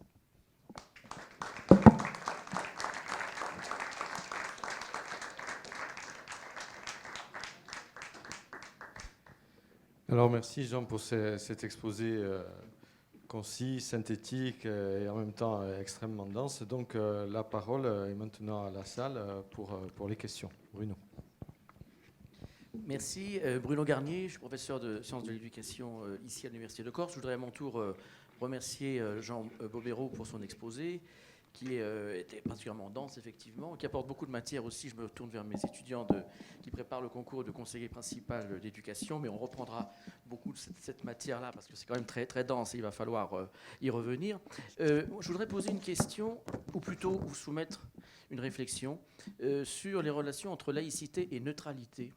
Parce que l'idée de cette question m'est venue quand vous avez dit que l'hôpital s'en sortait plutôt mieux que l'école. Bon, vous avez dit qui était un peu rigide peut-être. Alors, je me demande si c'est pas parce que si l'hôpital s'en sort mieux, peut-être parce que l'hôpital peut assimiler finalement la neutralité, la laïcité dans ses murs, la laïcité à la neutralité qui ouvre vers une certaine tolérance aux différences, etc. Mais l'école ne peut pas à mon avis, enfin je vous soumets cela, ne peut pas vraiment assimiler totalement la laïcité à la neutralité parce qu'elle est chargée de transmettre, d'éduquer à la laïcité et pas seulement de montrer un traitement neutre à l'égard de tous les enfants, quelles que soient leurs opinions et leurs croyances. Bien sûr, elle doit être neutre aussi, mais il y a des valeurs à transmettre et depuis, enfin ça c'est un héritage de Jules Ferry, bien sûr, et Jean Jaurès, que vous avez cité, Jean Jaurès qui disait il n'y a que le néant qui soit neutre. Et Jules Ferry, pour sa part, je vous ai promis la neutralité religieuse, je n'ai pas promis la neutralité politique. L'école doit défendre, illustrer les valeurs de la République. On l'a vu encore récemment avec la charte de la laïcité imposée par Vincent Payon dans toutes les écoles, qui a suscité débat aussi, parce que certains enseignants auraient peut-être la tâche plus facile, c'est vrai, si cette charte n'était pas là. Et cependant, c'est au cœur de leur mission, même si ces débats peuvent entraîner des tensions, ou en tout cas mettre à jour des tensions, l'école néanmoins doit transmettre la laïcité en tant que valeur de tolérance, mais aussi valeur puisque votre conférence s'intitulait Vivre ensemble également, valeur de vivre ensemble, ça impose à chacun de respecter certains principes, donc de les comprendre, d'en comprendre le fondement. Alors voilà, ma question c'est comment vous voyez ces relations entre laïcité et neutralité aujourd'hui, particulièrement dans l'enseignement, dans l'éducation. Merci.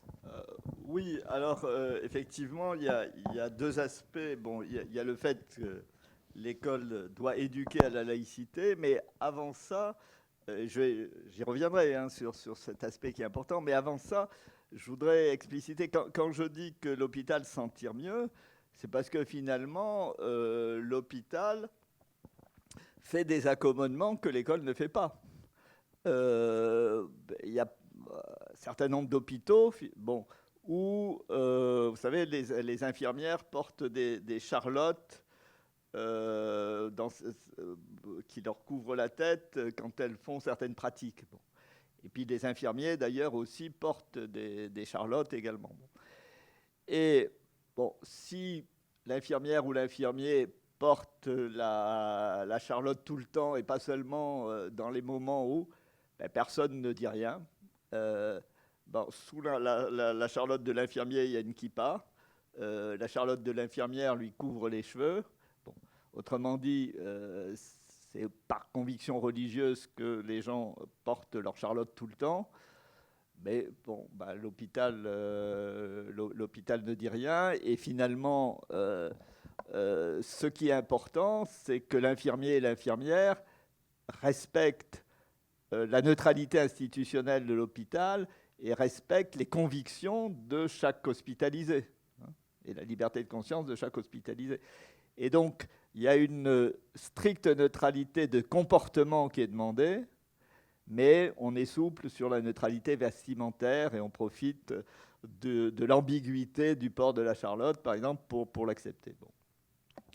D'autre part, il y a eu en 2002-2003 certaines affaires, d'ailleurs, qui ont été montées en neige par les médias parce qu'elles étaient limitées, mais bon, de patientes qui refusaient de soins de médecins hommes. D'ailleurs, c'est marrant parce qu'on parle toujours des patientes qui refusent des soins de médecins hommes, mais il y a des hommes que je connais qui n'aimeraient pas trop être auscultés par une femme. Bon, ça, on ne le met jamais sur la table. Bon.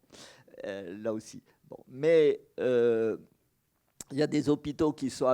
Alors, bon, l'argument, c'était toujours de dire que c'est les maris qui ne veulent pas, qui les obligent. Bon. Alors moi, ça m'a fait rigoler tout de suite, dans la mesure où, bien sûr, ça peut être le cas, mais c'est un argument qui a été longtemps employé par les médecins contre le fait que les femmes voulaient devenir médecins. Au XIXe siècle, les femmes voulaient devenir médecins et en disant parce que les femmes n'aiment pas être auscultées par des médecins hommes. Et les médecins hommes répondaient, mais non, les femmes aiment bien ça, mais c'est les maris qui ne veulent pas. Bon. Donc l'argument est un stéréotype qui est... Bon. Alors ça correspond à des réalités, mais pas à toute la réalité. Bon. Donc même dans les cas où ça correspond à des réalités, les médecins sont aperçus qu'ils calmaient beaucoup le jeu dans... pas 10 cas sur 10, mais 9 cas sur 10, quand ils acceptaient que les maris assistent à l'examen.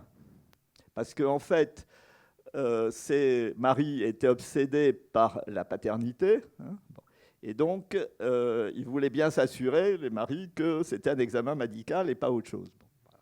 Ça peut être désagréable pour un médecin de se voir suspecté a priori. Je nie pas du tout le fait. Encore que vous avez des médecins qui sont passés en procès justement parce qu'ils ont été plus loin que leur acte médical. Mais bien sûr, c'est désagréable. Mais on est déjà dans un climat, de toute façon, de suspicion d'institutions, partout. Partout. Il n'y a pas seulement chez les gens de conviction musulmane orthodoxe. Partout. Bon. Donc on est dans une situation où, effectivement, il est plus difficile d'être un agent institutionnel qu'il y a 30 ans. Mais rappelez-vous, c'était mai 68 qui a contesté les institutions qui avaient toujours raison et qui étaient dominatrices. Bon. Donc, ils ont accepté que les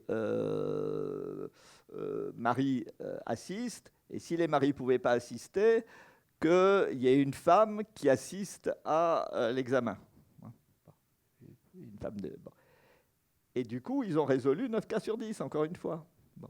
Et par exemple, quand j'ai fait une enquête sur les hôpitaux au Québec, et au Québec, ça paraît inimaginable qu'effectivement, il n'y ait pas quelqu'un de neutre qui n'assiste pas à l'examen d'une femme auscultée par un homme. Quand j'ai dit ça à une femme infirmière qu'en France, justement, il y avait ce débat-là, elle était horrifiée qu'on puisse avoir l'idée de laisser une femme seule auscultée par un homme sans quelqu'un qui assure que ça soit bien un examen médical et pas autre chose. Alors, je vous donne ça pour montrer la différence de mentalité et de culture. Bon. Donc, vous voyez déjà, il y a eu des accommodements qui ont été faits, au cas par cas, encore une fois, etc., et qui ne relèvent pas de ce que vous avez dit. Bon, reste le problème que vous avez dit, le fait qu'effectivement, l'école a éduqué à la laïcité. Bon. Mais il faut savoir à quelle laïcité elle éduque. Si effectivement c'est une laïcité gymnastique intellectuelle, c'est une laïcité où chacun prend de la distance avec ses propres convictions, y compris l'enseignant, ou pas. Bon. Moi, je vais vous raconter un exemple très personnel. Bon, quand j'étais chez Ségolène Royal, je reçois une lettre de 2 enseignantes en philo qui me disent « c'est affreux, quand on enseigne le darwinisme, les élèves se lèvent et nous brandissent le Coran.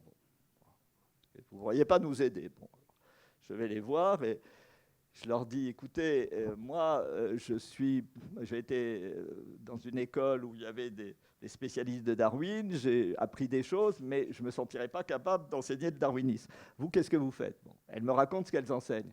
Et au bout d'un quart d'heure, je leur ai dit, mais moi, si vous m'enseignez ça, je vous brandis le Coran, la Bible, la Torah, n'importe quoi. Et parce que c'est imbitable ce que vous dites. D'abord, j'en sais pas grand-chose, mais je sais que c'est faux. Ce que vous dites, c'est complètement dépassé. Plus aucun scientifique sérieux ne dit des choses comme ça. Et puis, c'est vos convictions. Enfin, vous essayez de faire passer vos convictions sous prétexte d'un enseignement philosophique. Vous n'êtes pas du tout dans la neutralité enseignante de comportement, etc. Quand Jaurès dit « il n'y a que le néant qui est neutre », il faut lire tout le texte, hein, parce qu'il dit bien que l'école n'est pas assez critique par rapport à ses propres stéréotypes. Bon, hein. La première mise en cause d'une neutralité, ce que j'ai appelé le juste milieu, justement, d'une neutralité qui serait le néant, c'est la mise en cause des stéréotypes dominants, de la société dominante. Bon, moi, ce que je reproche à la charte de la laïcité, c'est qu'il n'y a pas une ligne de contestation d'institutions. Pas une ligne. Et moi, j'ai fait sur mon blog, là, sur Mediapart, la charte de la laïcité de Peyon en complétant chaque article et en montrant comment c'était réversible par rapport à l'institution. Comment on pouvait continuer chaque article de la charte de la laïcité et à partir de là faire une critique de la pratique de l'institution. Tant qu'on ne fera pas ça, il ne faut pas s'étonner que les gamins se révoltent et nous trouvent imbitables. C'est logique, et ça ira de mal en pire. Bon. Les articles sur les enseignants qui en ont marre, il y en a depuis 25 ans dans l'Express, dans Le Point, dans le Nouvel Obs, etc. Depuis 25 ans. Moi, j'en avais commencé la collection, puis j'ai abandonné. Et c'est répétitif. Et vous dites, qu'est-ce que c'est que cette institution qui, depuis 25 ans, met les profs, les élèves et les parents dans cette situation-là, et ne bouge pas. Et et les seules choses qu'elle sache faire, c'est justement des rapports aux bains, des chartes de la laïcité, des trucs comme ça. Mais c'est dérisoire, c'est complètement dérisoire. Et si vous voulez, moi je regrette, j'ai peut-être une position bien particulière en France, mais si je n'avais pas la position que j'ai, je ne serais pas pris au sérieux sur le plan international.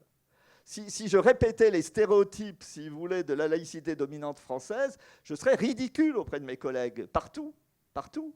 Parce que quand mes collègues m'interrogent à l'étranger, ils ne m'interrogent pas sur vous êtes pour ou contre le foulard. Ils m'interrogent en me demandant si mes analyses, elles sont sérieuses sur le plan sociologique, sur le plan historique, etc., avec les critères de la profession. Bon. Et la France est incapable d'analyser la laïcité avec des critères des sciences humaines. Bon. Pour moi, c'est de l'obscurantisme. Et tant qu'elle sera dans cet obscurantisme-là, en prétendant justement lutter contre l'obscurantisme, alors on marche sur la tête. On marche sur la tête. Et ce n'est pas étonnant que les résultats soient catastrophiques. Bon. Un dernier exemple. Les manuels scolaires, des manuels scolaires vous disent qu'en France, l'école est gratuite, laïque et obligatoire. C'est complètement faux, évidemment. C'est complètement faux. Il n'y aurait pas d'enseignement libre sous contrat si l'école laïque était obligatoire. Bon. Et on enseigne ça même au manuel de formation des maîtres. Bon. Alors comment voulez-vous consentir si les manuels enseignent des choses fausses aux maîtres qu'elle va former? C'est impossible, c'est impossible. Donc, effectivement, il y a des gens qui croient que je nie les difficultés. Les difficultés, je les connais d'autant. Tous les jours, je vais sur Internet pour voir les problèmes qu'il y a au niveau de la laïcité. Donc professionnellement, je les connais. Bon. Mais malheureusement, et vraiment, 25 ans, je commence à en avoir marre, si je demande qu'on ne fasse pas bouger le public, je me dis, ça n'avancera pas toujours tant qu'on sera dans « à nous, on a la charte de la laïcité, on est les meilleurs, etc. » Et puis vous allez à vous y conformer. Et notre institution, elle est laïque par essence. Ben non, elle n'est pas du tout. L'école française n'est pas une institution laïque. Tant qu'on n'aura pas compris ça et qu'on ne prendra pas le problème à ce niveau-là, ben on n'arrivera pas à le résoudre.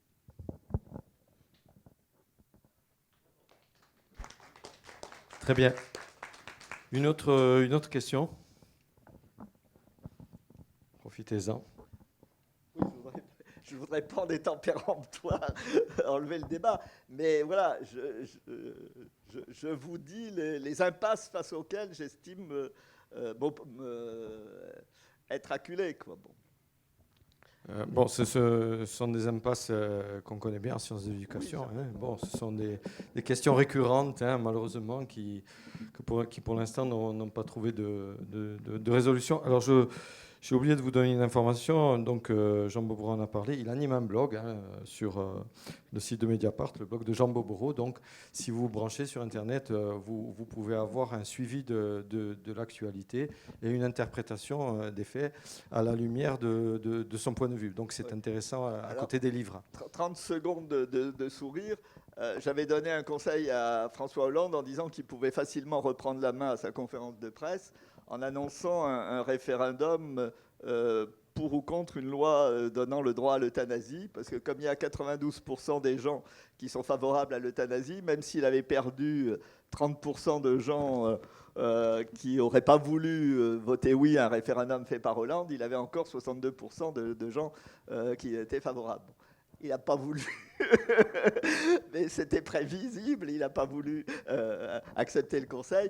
Mais bon, j'essaye comme ça d'imaginer des choses, si vous voulez, qui sortent un peu, d'une part, de la morosité ambiante, et d'autre part, qui montrent que, en fait, ce dont traitent les médias et tout ça, c'est pas le seul possible. On est enfermé dans un truc où on nous fait croire que il n'y a qu'une seule chose possible, il y a que des... Bon, mais l'univers des possibles est beaucoup plus large, en fait, que ce qu'on prétend. Et après tout, c'était une promesse de Hollande de faire une loi autorisant l'euthanasie. Question de la salle. Alors, moi, j'en aurais eu une, personnellement. Hein. C'était qui est double. Alors, la première, elle est à propos de l'enseignement du fait religieux. L'enseignement du fait religieux. Quel est votre point de vue à ce sujet, d'une part. Et deuxièmement, Pierre Bourdieu avait fait un rapport au nom du Collège de France, à François Mitterrand, sur l'enseignement de l'histoire. Et il faisait une recommandation qui me permet de vous interroger à ce sujet. Il disait, bon, dans les classes de lycée, quand les élèves ont une certaine pratique, une certaine culture, il serait bon à la fois d'enseigner des contenus de connaissances, mais aussi la façon dont ces contenus s'élaborent. Voilà. Et est-ce que d'une certaine façon, la proposition de Bourdieu, qui est difficile à mettre en œuvre, hein, mais qui vise comment dire, une certaine prise de distance, ne pourrait pas être réutilisée dans des modalités concrètes qui restent à définir, au profit de cet enseignement de la distance, ce que devrait être la laïcité, y compris par rapport à ses propres convictions. Oui, moi j'ai toujours défendu, justement comme historien, l'idée qu'on n'avait pas besoin d'enseigner l'histoire de la préhistoire à nos jours, parce que finalement, les élèves, ce qu'ils en retiennent, c'est quand même, par rapport à ce qu'on a enseigné, très, très décevant, mais que par contre, les intéresser à la manière justement dont on travaille pour restituer quelque chose du passé quand on est historien, ça je crois que c'est beaucoup plus intéressant parce que, si vous voulez, aussi un des gros problèmes de l'école, c'est que l'école n'a plus du tout le monopole de la transmission ou de l'apprentissage des connaissances. Maintenant, vous avez toute la communication de masse où vous avez le pire, mais aussi le moins pire, et voire des fois des choses qui se tiennent et qui sont bonnes. Bon.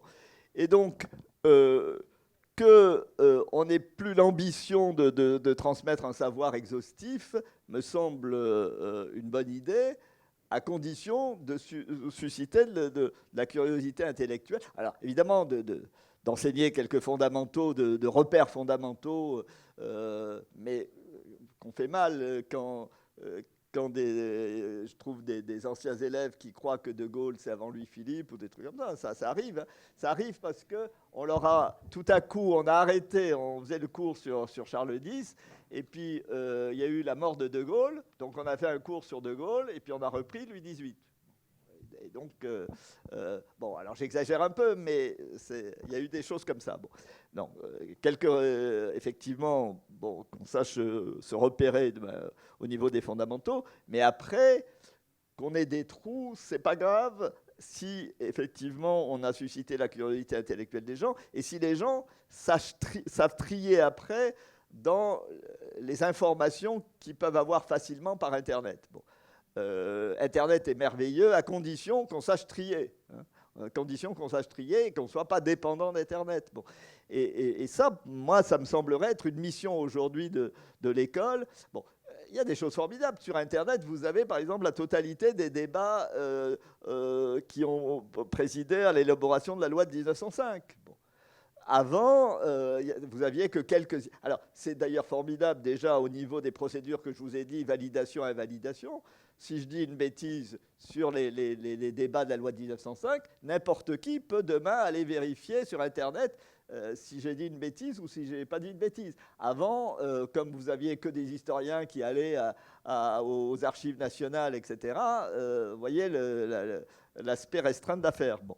Donc, c'est déjà une formidable avancée de la démocratisation du savoir. Et l'histoire a ceci de formidable aussi, qu'avec tout le réseau des sociétés savantes, l'histoire est une affaire de professionnels et de non-professionnels.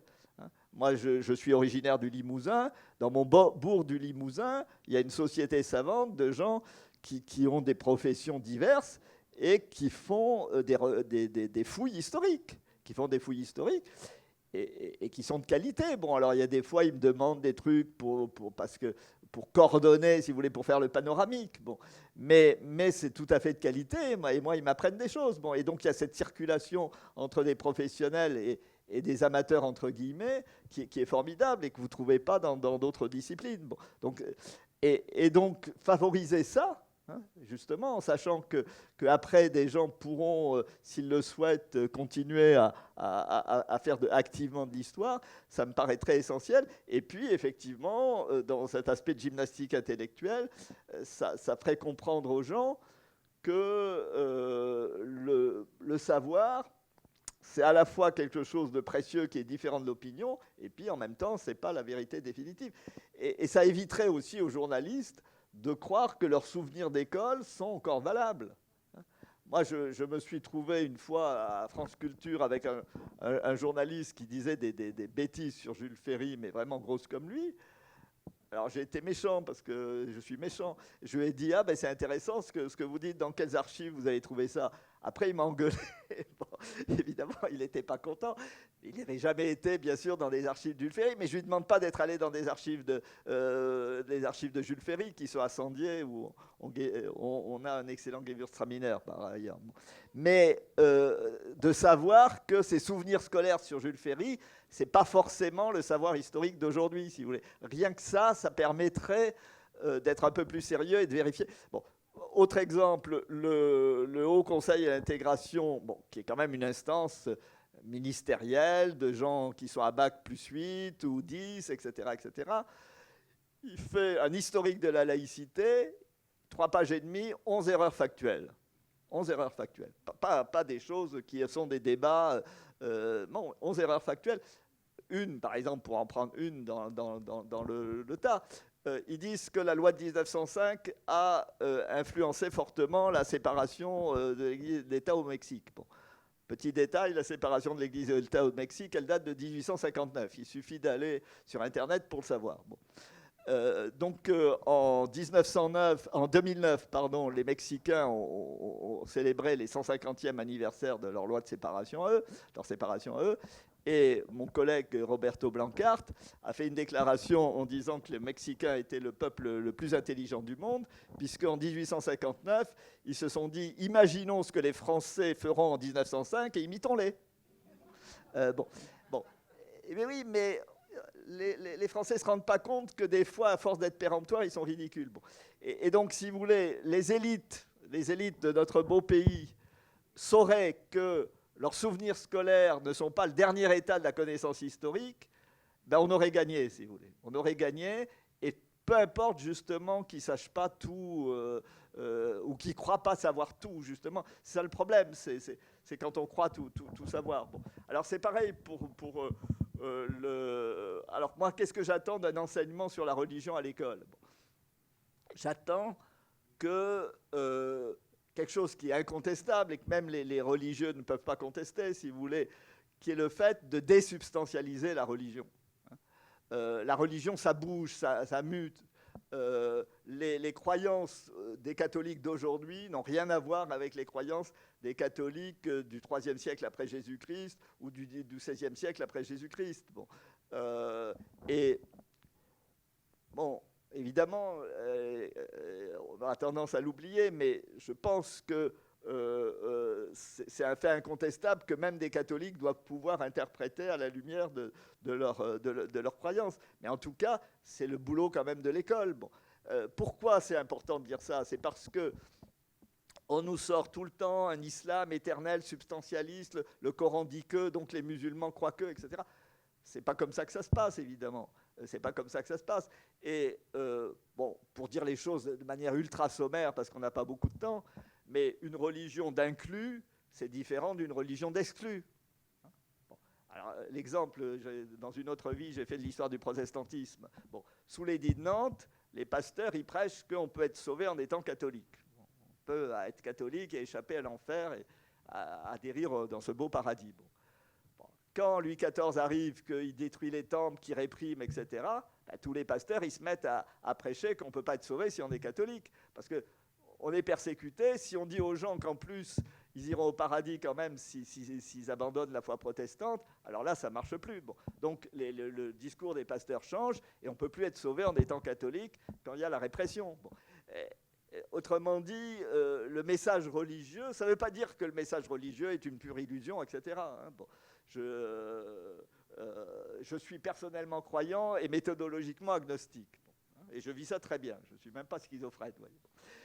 Mais ce que je veux dire, c'est qu'il est clair que le message dominant et le plus crédible sur le plan religieux est différent suivant la situation culturelle, sociale, symbolique de ceux qui le reçoivent. Bon.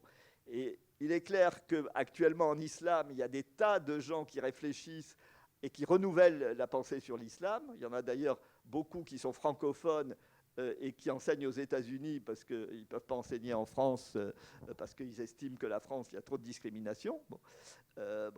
Et donc l'islam est un peu dans la situation du catholicisme avant Vatican II, c'est-à-dire qu'il y a une pensée modernisante, si vous voulez, mais ce n'est pas encore forcément le bon terme, mais de réinterprétation de l'islam à la lumière de la société d'aujourd'hui. Et en plus, c'est validé en islam par ce qu'on appelle l'ijtihad. C'est-à-dire que dans l'islam traditionnel, il y a effectivement l'idée qu'il faut adapter l'islam à la société. Bon, donc on ne peut même pas dire qu'ils sont hétérodoxes substantiellement, si vous voulez. Bon. Mais ces gens-là sont peu crédibles parce qu'on est dans une situation où, sur le niveau national, effectivement, la plupart des musulmans ne sont pas inclus, mais ils sont plutôt dans l'exclusion culturelle, dans l'exclusion sociale, etc. Et sur le plan mondial, le drame, c'est qu'effectivement, c'est les idées que Touraine a développées depuis longtemps, les pays dits musulmans ou de culture musulmane sont out plutôt que in. Bon. Et que dans les États ont été des États autoritaires, et quand les États autoritaires se délitent, eh ben on a des phénomènes de désinstitutionnalisation complète de l'État, avec du terrorisme comme l'État islamique ou le pseudo-État islamique, etc. Bon. Mais c'est une situation, effectivement, tant que cette situation internationale continuera, on restera dans la situation avant Vatican II. Bon. Mais personne ne pouvait prévoir Vatican II quand ça s'est tenu. Personne ne pouvait prévoir l'effondrement de la URSS et la redistribution des cartes en 10 ans entre ce qu'on pouvait penser en 83 sur le bloc Est-Ouest et la situation de 93, il n'y a rien à voir. Et personne en 83 n'avait prévu ce qui arriverait 10 ans après. Bon. Autrement dit, si un second printemps arabe réussissait, si l'Iran échappait aux ayatollahs, etc., si les cartes pourraient être redistribuées très vite, et là, alors, justement, tous les penseurs, je pense à mon ami Mohamed Harkoun pour la France, il a fait une œuvre merveilleuse. Le problème, c'est que dans la situation socio-politique, économique actuelle, cette œuvre n'est pas crédible. Mais le jour où la situation socio-économique, politique changera, cette œuvre, elle est déjà lue par pas mal de musulmans. Et souterrainement, elle fait déjà de l'effet. Bon.